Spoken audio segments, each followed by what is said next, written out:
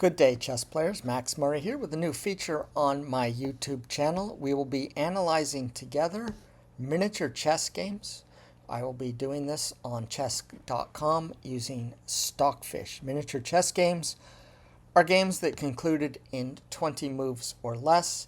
They tend to be highly instructional. As our source, we will be using a book published in 1955 by the prolific chess author Irving Chernev.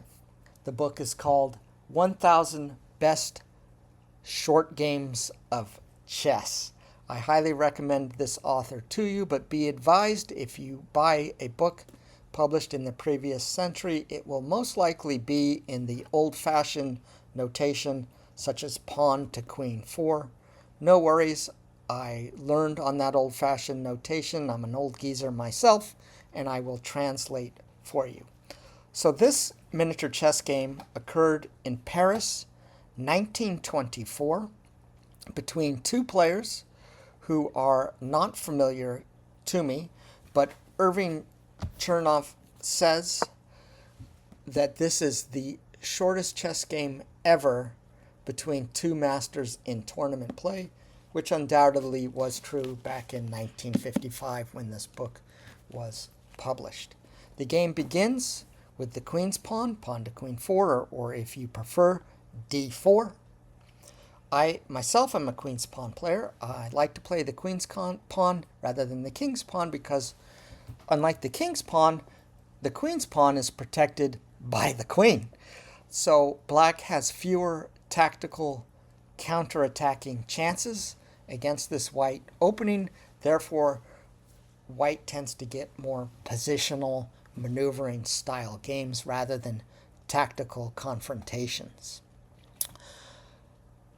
White is Gibaud in this game, and black is Lazard. Lazard replies with the most flexible and indeed the most popular move for black against the queen's pawn, and that is knight to f6, with the main idea of preventing white from playing e2 to e4 and creating the classical central pawn duo. So Gibaud proceeds with an unorthodox opening. It is still book according to Stockfish. He places his knight on the d2 square to enforce e2 to e4, most likely. This move has some drawbacks, which is why it's unorthodox. The first and most obvious one is white's dark squared bishop is now denied or obstructed from its most natural developing diagonal.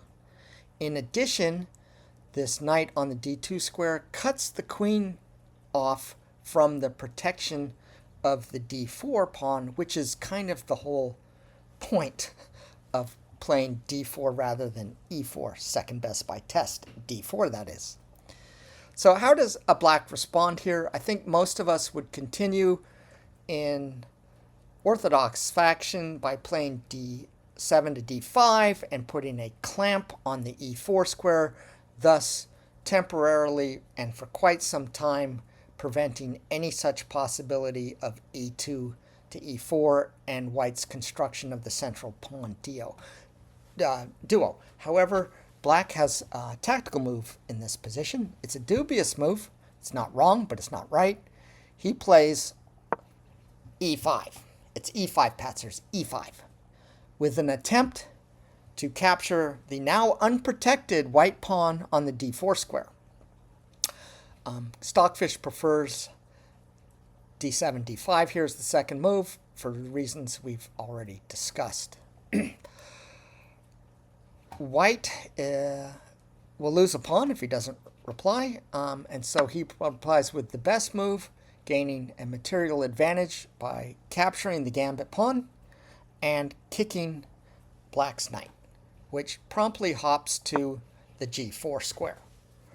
Main idea, knight takes pawn, restoring material inequality. But there is a touch of poison to this move, also something that Gibaud unfortunately was not paying sufficient attention to. The black knight is attacking the most vulnerable pawn in White's opening array, the classic weak point in the opening array, in fact.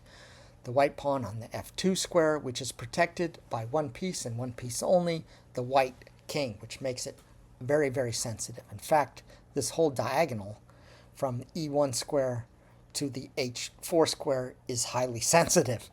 And Gibaud, unfortunately, was not paying attention. He played a blunder. h3 to kick the knight again. Not a particularly useful move in this position. The knight likely to move again to capture the pawn. In fact, Stockfish prefers if White had now played the possible e2 to e4. This move is a blunder because Black has the winning reply here. Pause the video if you'd like to look at it now. Here is the move. It is double exclamation point according to the stock squid.